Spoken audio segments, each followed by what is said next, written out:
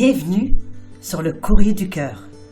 Je suis Tina Carr, votre hôte, votre coach et confidente. Le Courrier du Cœur, c'est votre podcast pour mieux comprendre les relations interpersonnelles, les dynamiques amoureuses et les rapports entre hommes et femmes. Je parle ici de tout sans tabou. C'est parti.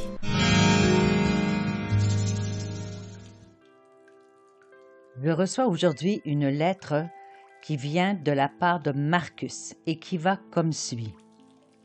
Chère Tina, je m'adresse à vous avec un poids sur le cœur et une confusion persistante dans l'esprit. Depuis plus de 7 ans, je suis en couple avec une femme merveilleuse qui a su partager mes joies, mes peines et mes rêves.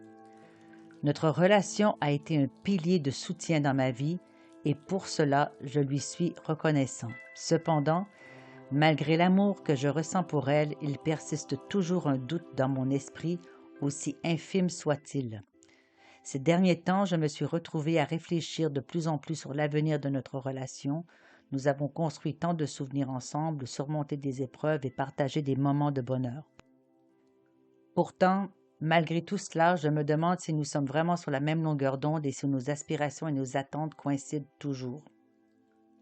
Je me demande si je suis réellement épanouie dans cette relation ou si je reste par habitude, par peur d'un inconnu ou par crainte de blesser ma partenaire.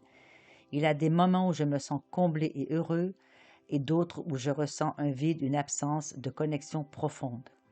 Je sais que prendre une décision aussi déchirante que celle de rompre une relation de longue date n'est pas facile, mais je me sens également responsable de mon propre bonheur et de celui de ma partenaire.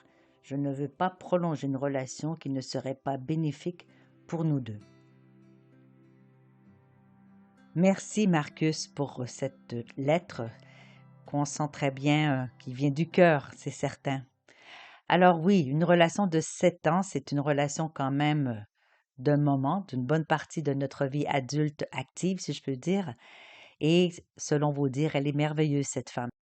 Le doute qui vous garde un petit peu en alerte, ce doute qui est probablement quelque chose de constant ou du moins persistant, puisque 7 ans plus tard, vous vous posez encore la question. Est-ce que ça veut dire que votre relation est valable, valide, qu'elle mérite d'être préservée, travaillée, ou faut-il peut-être, comme autre option, de tout laisser et de recommencer ailleurs? Bien, c'est la question du siècle, en fait, c'est la question de notre époque, c'est le doute aussi qui navigue dans le cœur et la tête de beaucoup, beaucoup, beaucoup de gens en couple.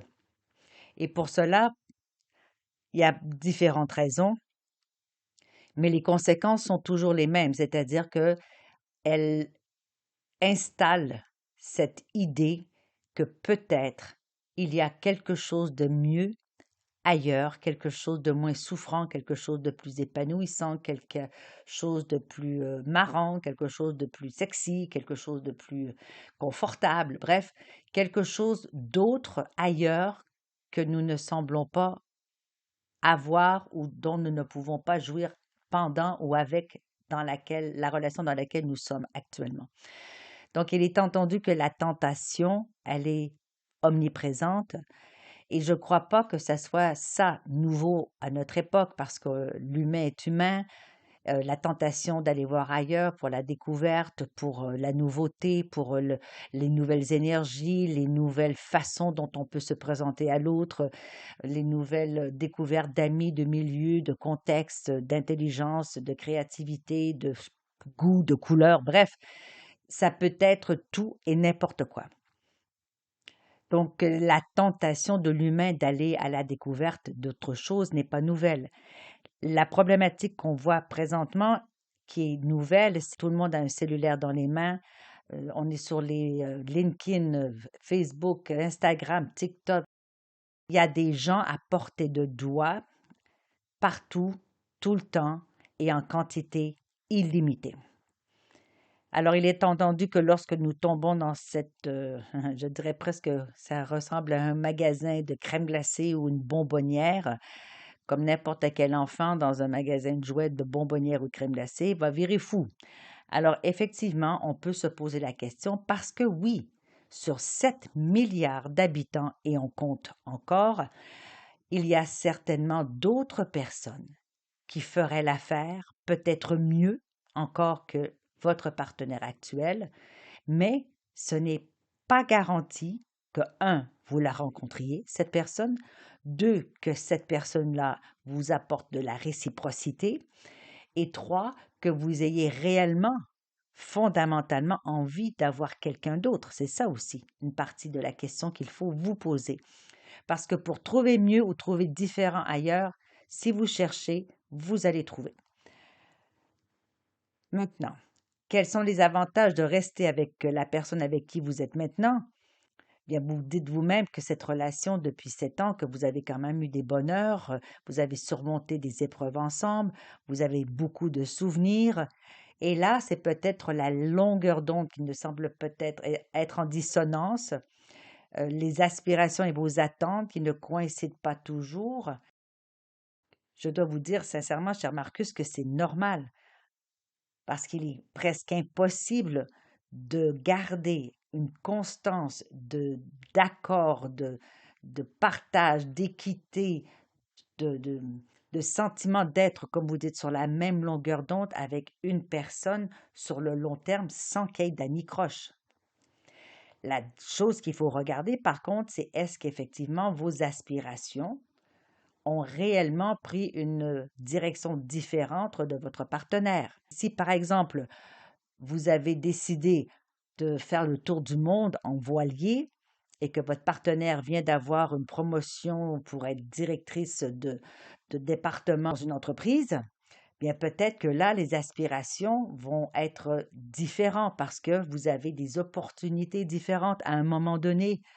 Alors, est-ce que toute la relation doit être remise en question pour autant? Peut-être que oui, peut-être que non. Il faut voir après ça, effectivement, quelles sont vos attentes par rapport à la relation, quelles sont vos attentes par rapport à ce rêve que vous êtes en train de réaliser, quelles sont vos attentes par rapport à la suite, qu'est-ce que vous espérez, et surtout la question qu'il faut se poser, c'est qui est-ce que vous voulez être et devenir si vous n'êtes plus la personne que vous êtes maintenant, parce qu'en changeant, vous allez aussi faire le deuil, devoir faire le deuil de la personne que vous êtes maintenant. Donc, quelle est les parties de vous que vous êtes prêt à laisser tomber? Quelle est celle que vous voulez transformer? Quelle est la personne que vous voulez être, qu'elle soit dans cette vie-ci avec votre partenaire actuel et ou dans une vie avec quelqu'un d'autre? Mais est-ce que c'est vraiment la personne qui va changer ce que vous êtes ou est-ce que c'est plutôt à vous d'aller voir qui vous voulez être avant de changer, si c'est ça l'aspiration auquel vous êtes finalement, sur laquelle vous vous penchez? Parce que lorsqu'on ne fait pas le travail sur soi et qu'on souhaite, à travers une autre partenaire, rencontrer d'autres rêves, d'autres aspirations, c'est possible. Je ne dis pas que c'est impossible. Vous décidez de voler faire le tour du monde à voilier, eh bien, il est entendu que vous allez changer votre milieu. Vous allez fréquenter les marinas, vous allez fréquenter les salons de mer, vous allez aller en vacances dans des ports de pêche, j'en sais rien. Vous allez donc vous approcher de l'environnement qui va vous permettre de saisir des opportunités pour vivre vos aspirations qui seraient, on le répète, exemple, faire le tour du monde à la voile. Là, vous avez plus de chances de trouver quelqu'un qui va être sur la même longueur d'onde que si vous côtoyez les collègues de travail de votre conjointe qui est dans une entreprise. Alors là, effectivement, il faut se poser la question, est-ce que vos aspirations sont si différentes qu'elles sont incompatibles, inconciliables? C'est possible. Ou bien est-ce quelque chose sur laquelle, je ne dirais pas que ça devient un caprice, mais est-ce que c'est quelque chose qui est vraiment en accord et en congruence et en cohérence avec vos aspirations, c'est-à-dire vos valeurs profondes? Est-ce qu'elle frappe vos contre-valeurs? Est-ce que au contraire, elles nourrissent vos valeurs profondes, eh bien là, à ce moment-là, les décisions peuvent être différentes.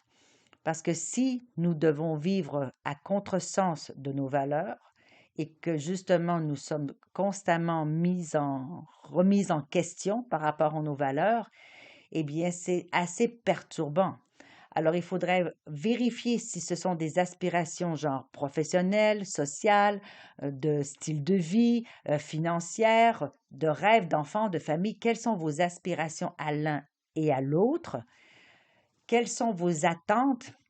Là, c'est un peu plus compliqué avec les attentes parce que les attentes veulent dire qu'il y a probablement une possibilité de déception parce que lorsque nous attendons quelque chose, ça peut être difficile de rencontrer exactement les attentes. Donc, dans cette idée d'attente, il faudrait savoir plutôt préciser les besoins essentiels et les besoins sur lesquels vous pouvez avoir une négociation, vous pouvez avoir une entente par rapport à vos attentes. Donc, il y a des attentes peut-être non négociables, si je peux dire, et d'autres qui le sont. Exemple, vous ne voulez absolument pas d'enfants et votre partenaire, lui, en veut 5. Bon, il est entendu que la relation risque de s'écourter parce que votre valeur profonde de famille n'est pas rencontrée, n'est pas mutuelle. Alors, est-ce que vous êtes vraiment épanoui dans votre relation ou est-ce que vous restez par habitude, par peur de l'inconnu, par crainte de blesser ma partenaire? Oui, ben, probablement un peu des trois parce que l'humain aime être dans sa zone de confort, il n'aime pas beaucoup changer. Si vous avez un certain confort, si vous avez de certaines habitudes dans lesquelles votre modus operandi quotidien fonctionne bien, c'est évident que cette zone de confort-là, parfois, peut être un peu euh, difficile à quitter. Hein, on est dans un cocon, on est dans la ouate, on est dans un berceau, on est bien. La peur de l'inconnu, ben voilà, ça c'est la peur à peu près universelle, aller vers quelque chose qu'on ne connaît pas, la langue, que ça peut être un pays, que ça peut être une nouvelle relation, que ça peut être l'inconnu carrément. Donc je vais à quelque part, je ne sais pas, je deviens célibataire, je ne sais pas. Voilà, évidemment que la peur, l'inconnu fait peur. La crainte de blesser votre partenaire, ben dans tous les cas, c'est entendu que si vous souhaitez vous sortir de la relation alors que ce n'est pas son choix initial ou partagé, il est entendu que dans tous les cas, vous allez la blesser. Donc ça, c'est une responsabilité que vous allez devoir prendre si le choix de quitter est le vôtre. Alors, il y a des moments qui vous semblez être heureux à ses côtés. Peut-être qu'il faudrait justement regarder qu'est-ce qui va très bien, vous rappeler pourquoi vous êtes avec cette personne, qu'est-ce qui fait en sorte que vous êtes ensemble depuis 7 ans, qu'est-ce qui vous a rapproché, qu'est-ce qui vous a rendu heureux, en fait, qu'est-ce qui vous a donné de la joie ensemble, quels ont été vos succès ensemble. Et ensuite, c'est plus facile de ramasser tout ce qui a pas été jojo, ce qui a été difficile, les épreuves, les obstacles et compagnie. Donc, on oublie parfois de mettre l'emphase sur ce qui va bien, ce qui a été bien, ce qui nous a nourris, ce qui nous a permis d'être la nouvelle version que nous sommes, surtout après 7 ans, hein, biologiquement et psychologiquement, il y a des énormes changements qui se font pendant cette année. Alors, il vaut peut-être la peine, effectivement, de faire une évaluation, à la limite, je dirais comparative, entre tous les points faibles que vous estimez trouver dans votre relation et tous les points forts, tous les moments très puissants qui vous ont marqué, évidemment, qui peuvent balancer finalement votre décision, de vous aider à prendre une décision éclairée tout au moins. Alors, les conseils, la sagesse que je peux vous apporter dans votre décision, eh bien, elle demeurera toujours votre choix.